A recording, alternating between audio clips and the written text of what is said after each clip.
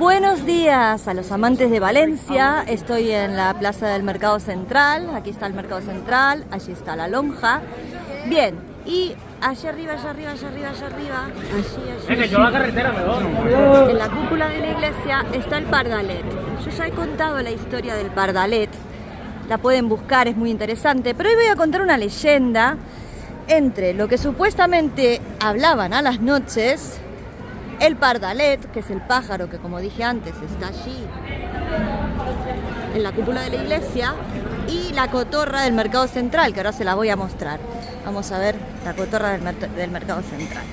Bueno, lo que contaba la leyenda es que la cotorra del Mercado Central le contaba todos los cotilleos a el Pardalet, todo lo que pasaba en el mercado, el bullicio del mercado.